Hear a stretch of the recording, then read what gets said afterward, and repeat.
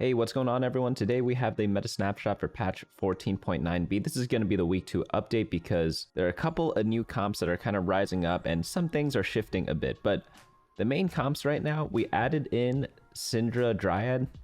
Pretty solid build. We'll get more into it later along with every other build we see here, including how to play them, when to go for them, and all the basics that you need to know to just get started whenever you're thinking about playing one of those comps. But right now in the S tier, fast 9 and 5 costs are still king. Econ's just the name of the game when they make a bunch of damage changes and they make you live a lot longer. So reaching level 8, level 9 is a lot easier. That's why those comps are good. Syndra Dryad, as we talked about, Kai'Sa, Bruiser, and Ashe, the 2 attack damage comps to go for right now. These 4 comps are going to be your bread and butter for most of your games, but there are still some situational comps you could go for in the A tier and B tiers. But first off, we have a couple of champion augments in Midnight Siphon Yorick and Ethereal Blade Shen. Both these comps are extremely solid, both for just stabilizing at 2-star and re-rolling them for 3-star to really win some games. Duelist Reroll is back. We'll get more into this later. We'll do some data checking there. Umbral Alune, solid. Shen and Senna reroll, good 2-cost reroll. Kayn, Lee Sin, a bit worse than the other 4 costs, but if you get them for free, great. Lux Reroll, one of my favorite comps. Aphelios Reroll. If you have +1 faded, it's really strong, so definitely a situational comp. Janna, Zyra reroll. I only go for this if I have the augment checked, and then +1 for Inkshadow. If you get it, go for Inkshadow Kai'Sa. Arcanist Warden, it's a good fallback and like a temporary comp. Lillia Invoker. If you get some of the Invoker augments, it could be pretty decent. Storyweaver Bard, built different. Kog'Maw, ghostly 4 costs. This is a good temporary comp. Zoe, Soraka, Diana reroll. If you get like a ton of Zoes, this is all you can do. Alune, Invoker reroll, Kobuko, Lucky Paws, and Syndra faded. And then, yeah, we don't really want to do too much in the B and C tier, but let's get on into the comps. Let's start off with Fast 9. So for Fast 9, in order to play this, you need some sort of big economy in order to reach that point. You want to roll around like 40 gold at level 9. Sometimes you could get away with 30 if you have a lot of the units already that you got naturally. But depending on the encounters, depending on the portals, you reach this typically in late stage 4, early stage 5, maybe even like mid stage 5, worst case scenario. But this is definitely one of those like high roll comps. And let's get into the items for some of the champions that we have here, because you're going to have to play flexibly based on what champions you hit, because when you're going for legendaries, you cannot handpick your legendaries. It's impossible. I mean, like, I wish I could, but that's just not how the game works. So how do you classify each and every one of these? Well, we have like the attack damage range carries in the bottom left. We have the AP carries on the right side, Hui being the range AP carry, Lissandra being more close range, and then Rakan kind of is in between. Rakan can be like an AP carry or he can be a tank. He could hold both items. That's one really good thing about Rakan. Same thing with Udyr. They're kind of in the same category, but they play vastly different roles. Udyr's more of a carry, Rakan's more of a support, and Udyr is great at disrupting the backline. You always want to put him on the side so that he can like sneak into the enemy carry. And sometimes he could just solo kill them. And then for AD carries, we have Wukong and Set. Notice how there aren't really any good 5-cost tanks. So you want to focus more on damage items. I'm not saying these guys can't tank, but there's no pure tank like we've seen in previous sets. For Set and Wukong, just pure AD works really well on them. For Wukong, I say like his best item is going to be blue buff, so we're going to mark that as core like that. Set uses all sorts of AD items, lifesteal items, and what I really like to do with him is actually put like a Morello Namicon Sunfire Cape or red buff, because he jumps into the back and then he applies a big debuff and it's just really, really good. But if you don't get that, something like a Deathblade, Infinity Edge, Bloodthirster, those are going to do really well on him. On Udyr, any sort of AP or tank items work, like some sustain from Bloodthirster's nice. I like Crown Guard a lot, that's one of my favorite items on him. And believe it or not, Rabadon's Death Cap is incredibly powerful, but he pretty much can use anything. Like Adaptive Helm, literally too many items to name. Same with Rakan. Lissandra really likes a lot of mana, so getting something like Protector's Vow or blue buff is like pretty crucial on Lissandra, because she just gets to do her first cast right away and it's super, super impactful. Any item that gives a ton of mana is going to be great, like Adaptive Helm. Like you could just go full mana items on her, like that's probably like not a bad build, but you could also build ability power too. Hui really just likes Shojin and the red buff or the Morello Namicon. That way, Hui just applies the anti-heal everywhere. Xayah, any AD items that range units normally use are going to be great. I'm just picking some random ones here, but like anything works. And then same with Aurelia. But Aurelia also is really nice with the anti-heal. So both Hui and Aurelia are both great anti-heal users. So if you have one of those items, red buff or Morello, put it on either of those two, and that's pretty much going to be it. So like you're able to kind of play around each and every one of the legendaries depending on what items you have. And if you want to get even more ideas for items, head on over to the website teamfight.lol, hover over stats, go to champions, and then whatever champion you're thinking of, click on them. You see like a bunch of random items you see here. You could even tell like who the best carries are for 5 costs. Like Hui is the worst one right now, but doesn't mean Hui is bad. Like a 2-star Hui is still gonna do a lot of stuff. And Hui also like prints units, so you have to consider that too. But let's move on into the next comp we have is Syndra Dryad. This is the new comp in store right now, and this is going to be 4 Dryad, 5 Faded, 2 Arcanist, 2 Behemoth, 2 Invoker, and 2 Warden. I've also seen people go like 4 Arcanist also, but this seems to be a pretty decently popular version. So first off with Syndra, her items, blue buff gonna be pretty much mandatory, and then any AP kind of works, and anything to help her cast more is also great too. So that could be an Adaptive Helm, that could be a Gnasher's Tooth, it could be even more damage or like a Hextech Gunblade. All sorts of items work on her. And then after that, you want to focus your tank items on Ornn or Thresh. I like doing Ornn a bit more with the utility items and then Thresh as the main tank. Just because you get the Faded bonuses on Thresh, he just gets a lot more stuff. So he ends up being a bit more tanky even though he's a 3-cost unit. Obviously, like Ornn has a Dryad buff, it's still pretty good too, but it depends what you're linking up with your Faded. And that kind of changes throughout the stages of the game. So sometimes you want to link Syndra and Ahri, that way you get like the most damage. Sometimes you want the lifesteal with Set, so you do Syndra and Set. And then if you're kind of stalling out, you do Thresh and Set. Before the other Dryads, they fit really well with this comp because they all give some sort of complementary synergy. First of all, Kindred is a Faded unit, Ornn is a Behemoth for Thresh, Gnar is a Warden for Set, and then Azir is an Invoker. So you can run him with Annie. Both of them are very solid units that just like give a lot more beef to this comp, because both Azir and Annie are just like on their own individually just super solid. You could kind of treat them as like threat units, but they also give you a bunch of extra stuff here. If you want to read the full write-up on this, head on over to the website bunnymuffins.lol, where we update the meta snapshot every single Friday, and you can see here in the text description, this comp performs a lot better than like the Faded Syndra comps, just because you play better units. You could have a Yasuo and Aphelios on your board instead of Azir and Annie, but guess which ones are going to do a bit better. So the one thing you have to keep in mind is that whenever I play like 7 Faded, I really like having a +1 Faded emblem, but if you don't get that, this comp is very good. You don't need the +1 Faded, which is why this comp is a bit more consistent, but overall, very solid comp. Definitely should try it out. Next comp up we have is Trickshot Bruiser. We have the budget version up here and the more expensive version down here. One of them uses Bruisers to get your frontline, such as Riven and Aatrox, and also has Teemo and Sivir, and then the more expensive one uses Dragon Lords, but there are also other versions of this build where you still run for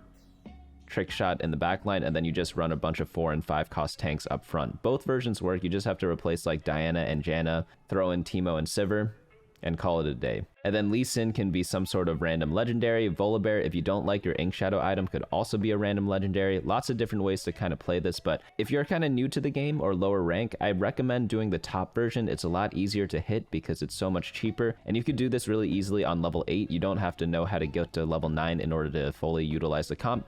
But if you're a bit more advanced or if you're a bit greedy, go for the bottom comp down here. It's going to depend on your life total and how strong your board is during your game. But this is just like a very solid AD comp right now. Speaking of AD comps, Ashe and Porcelain, also very good. But this one's nice because if you get a lot of mixed items, you could kind of get the best of both worlds. Ashe and Lillia make a great pair. AP items on Lillia, AD items on Ashe, tank items on Annie, Ornn, or Nautilus. But up here, if you get AP items, you're like, dang it, what am I supposed to do? Sometimes I put them on Teemo.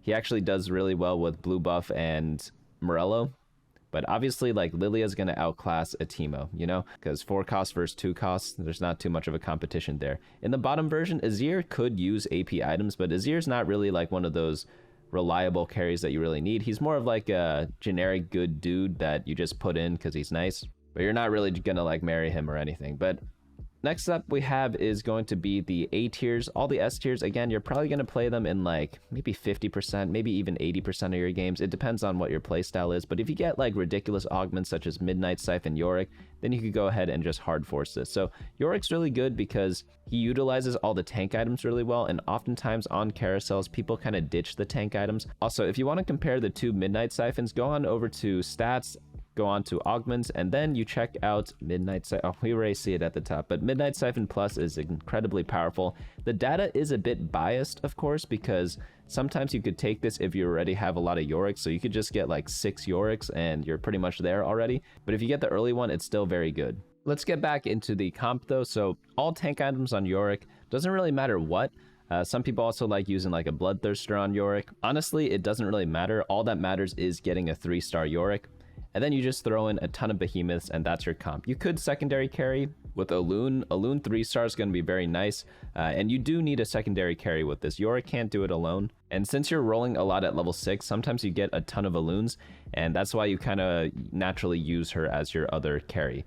But let's say you don't get that, who can you use? Yone is kind of an option, but not really. But any sort of backline carry will do because you run 6 behemoths, so you have so many tanks. So if you go on to the team builder and look at any 3 or 4 cost unit that lives in the backline, you honestly could play any one of them, even if they don't have the best traits, because you just have such a beefy tank line that any attack damage or AP carry in the back is just gonna blow everyone over. But you could also just run random legendaries. Like if you power level, like let's say you hit Yorick 3-star but you have no Alunes and you power level all the way to level 9, like putting Aurelia or Hui in the back with items is good enough. Next up we have is Duelist Reroll. Duelists are back, but specifically 8 Duelists. So let's do some data checking here because it's actually pretty important. So we go to traits and then we go type in Duelist right here. We see that 8 Duelists is incredible. 6 Duelists is okay. So you definitely want to play this with a +1 Duelist, or if you get like very specific Duelist augments. What's the one called? Extended Duel. This one's averaging like a 4.3, not bad, but you can see like Duelist Crest, Duelist Crown, 4.18, 4.28, very, very nice there. But going back to the traits, a lot of people hated Duelists in previous patches. Let's check them out there and see how it compares. 14.8B, this is when Volibear got nerfed. You can see already a big difference. 4 Duelists is doing 4.05, 6 Duelists 5.23, so they are a lot better than before. But again, you really want to reach that 8 Duelist threshold. The data is a bit biased because if you reach 8 Duelists, that means you hit Aurelia. Aurelia is absolutely incredible for the comp, but it's pretty much the same thing. You just go for 3-star Voli, 3-star Tristana, and then try to level up, get in Aurelia, and then she kind of takes over the game from there.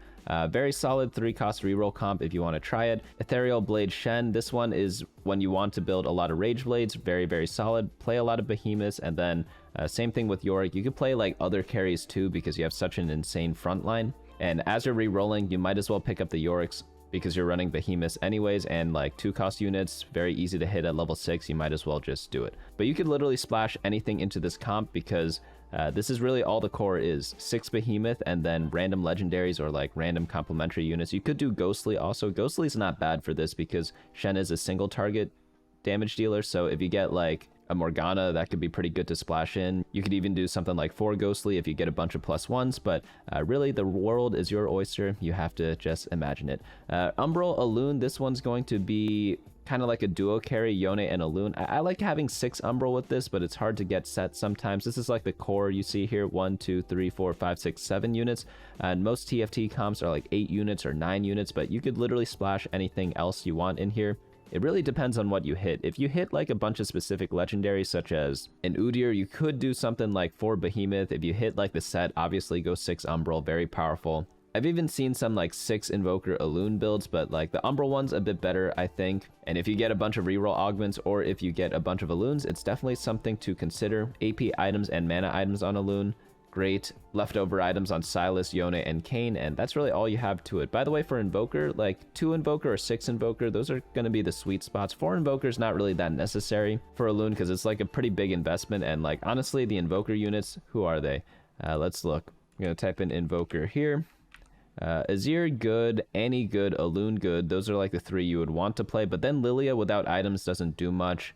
Janna, 2-cost unit, Kog'Maw, 1-cost unit. So you're really just running like 2 Invoker most of the time unless you could magically get to 6. But if you get a +1, maybe you could run like a random Annie, then you get 4 Invoker, not bad. Next up we have is Shenna. This is Shen and Senna. 80 items on Senna, tank items on Shen, 6 Ghostly, very solid comp. Roll at level 6 for this, get all the 3 stars, and yeah, this is like one of the classic 2-cost reroll comps of the set right now. It's been pretty decent almost every single patch, apart from the time where Ghostly was a bit bugged. But what I like about this is that you could flex the Inkshadow item. It's incredibly powerful if you get a tank item on Shen or if you get a damage item on Senna. So it saves you a lot of like item RNG. A lot of times you always get like one crappy item, but since you have the Inkshadow item, you could kind of play around that a bit more. And then even if you do have that one crappy item that you don't want, it's really not a big deal because you get 5 good items plus the Inkshadow items.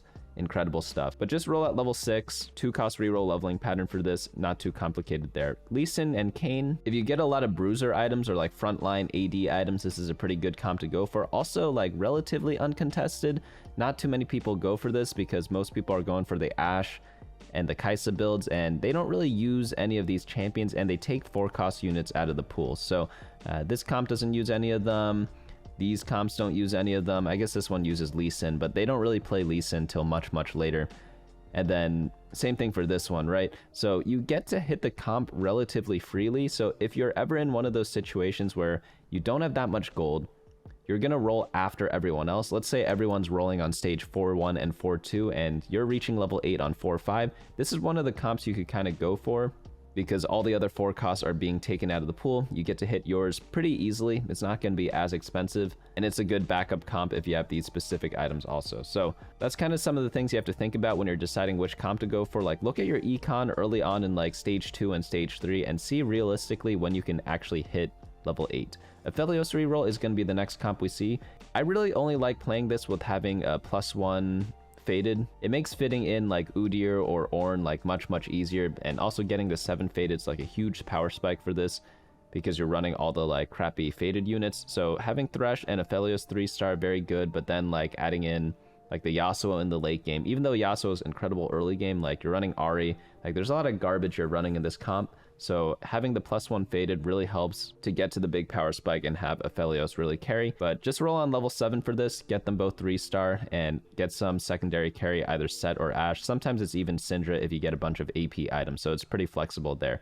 Lux Reroll, you just have to position a lot for this comp, and I like this comp a lot more in like lower ratings because no one scouts. So if you scout, you put your Lux opposite side of their carry. When she's 3-star, she's just going to be popping everyone, and they're going to be mad at you, but like, who cares, right? Spam as many Arcanist and Porcelain as you can. I only recommend this if you get at least +1 of Arcanist or Porcelain, preferably +2 of like either of them, or a mix of them, so you could have like +1 Arcanist and +1 Porcelain, or like a +2 Arcanist +2 Porcelain. Any of those 3 scenarios will do. So if you get like Wandering Sentinels, great. If you get one of the starter augments like a +1 Arcanist, great. That's when this comp is going to do extremely well. Get 1 mana regeneration item on Lux, and then do either a Morello build or a damage build.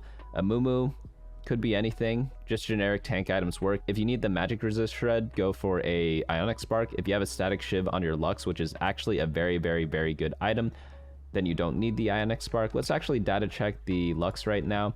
We're gonna type this in right here, and I guarantee you, I didn't even look yet, but static shiv gotta be one of the better items. Yeah, 4.13 average placement with like decent frequency. Like, people build it as much as the Spear of Shojin, and it performs like so much better.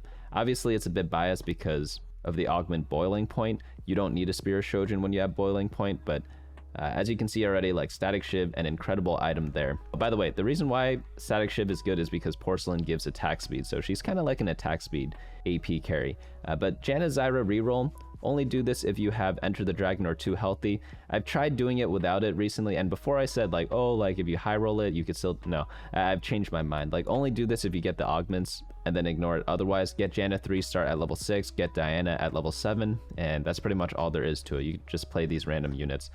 4 Dragon Lord's going to be the core there. Inkshadow Kai'Sa, if you get +1 Inkshadow from the augments or from like a Toma Traits, very solid, especially if you have a good like 3 and 5 Inkshadow in order to get you to 7 Inkshadow. What I mean by that is, like, if you can't live until you get Udyr, this comp's gonna be pretty hard to play and you're just gonna die. So if you have good Inkshadow items early on, it helps a ton, and then once you get the 7, the game gets much easier. So we go to traits, type in Inkshadow over here. Like 5 Inkshadow, you struggle a bit. That's why you really want the +1 to get to 7. I wouldn't really recommend just going for like 5 Inkshadow. Then we can look at the items. Let's go to Inkshadow items on the right here. And then we see that Toxin's still really good, Bombardment's really good. They're all like kind of similar. Protection's actually at the bottom now, but I think what a really good combo is getting like 2 of the damage ones. So Toxin, Bombardment, or Fury. If any of these 3 items are your first 2 Inkshadow items, it's really, really good, because I think in combination together, it's like absolutely insane because they just work off each other really well. But honestly, it's going to depend on what type of units you have. If you have like a 2-star tank and a 1-star carry, then like, yeah, protection's going to be a bit better. But if you have like a 2-star carry, 1-star tank, then the damage ones are going to outshine that. Next comp up we have is Arcanist Warden. This is like a backup mid-game Syndra build. Pretty affordable because you could run Lux instead of Lissandra before you get her. And then you could run like random faded units. You could run like the Amumu Alawi combo. It's a great like mid-game comp. But then you could use this to kind of fast 9 or do anything else you want with your game. But Syndra is a bit contested. So if you want to play Syndra, I do recommend the S tier Syndra comp that we have up here instead of this one. But it is still possible to play in the mid-game to kind of transition into the other comp. Lillia Invoker, again, better Lillia builds exist, but if you have like +1 Mythic, +1 Invoker, you could go for this build over the other one with Ashe, or if you get like a ton of AP items, you could go for this one because you could itemize a bunch of different units. One thing about Invoker is that it's like a semi-team-wide buff, so if you get like Mythic with Hui, Invoker helps Hui a ton, and then you just get tons of Morello procs, really, really nice. But this comp is performing a bit worse. We checked the data earlier. Hui not as good as some of the other legendaries. It's all good though. If you get like +1 Mythic, I definitely recommend trying to go for this comp, but otherwise I would kind of go for other types of Lillia builds. Next one up we have is Storyweaver Bard. If you have a bunch of Rage Blades or if you have Pandora's items early, I recommend this. I think the reason why Bard does not perform that well is because people go for it if they have a lot of bards, but they don't pay attention to the items as much. You really need double Gwinsus plus Hextech Gunblade, so having something like Pandora's items, or like just getting the items perfectly without Pandora's, and then you have an extra augment, those are kind of the only times you want to play this build. Next one up we have is Built Different. You need the augment. It's just like an augment check. We could check it out here. We could do a stat check on the augment check. It's called Built Different. And we see 4.71, not as good as it was before. If we look at previous patches, it was doing like 4.08. So definitely a step down, but I think if you get like a decent early game, it's still possible to kind of use, but definitely not like a free win like it was before. Next one up we have is Kog'Maw Reroll. Kog'Maw isn't like the worst comp in the world. It's just not the best. So if we look at his 3-star average placement, 4.49, but if you get a bunch of reroll augments, like what are you supposed to do? Or if you get like perfect item Kog'Maw, which is blue buff plus Nashers at the start of the game, like what are you gonna do? Like you kind of have to go for this. Or if you have too much candy, those are like the scenarios I would kind of try this with. It's a solid comp, and like this is what it's gonna look like. You might have to just suck it up and take a 4th whenever you get one of these starts, because a 4th is better than nothing, right? Next one up we have is Zoe, Soraka, Diana reroll. If you get a lot of Zoes, this is one of your only options to kind of play. There is like a Storyweaver version of Zoe, but I kind of prefer this build if I get a ton of her. Next up we have is 4-cost Ghostly. Kai'Sa is very contested, so you don't really want to be playing this too much. You could use this as a temporary comp to get you into the other Kai'Sa builds, because they're going to outshine this comp in the late game, but sometimes you just get a lot of the Ghostly units for free, and in the mid game, pretty solid comp. I can't really complain about this that much, but use this to kind of fast 9 and then play some of the legendary units, replace some of the Ghostly units because they kind of fall off later on. Like who wants to run like a Caitlyn 2-star in the late game, or like Aatrox, you know?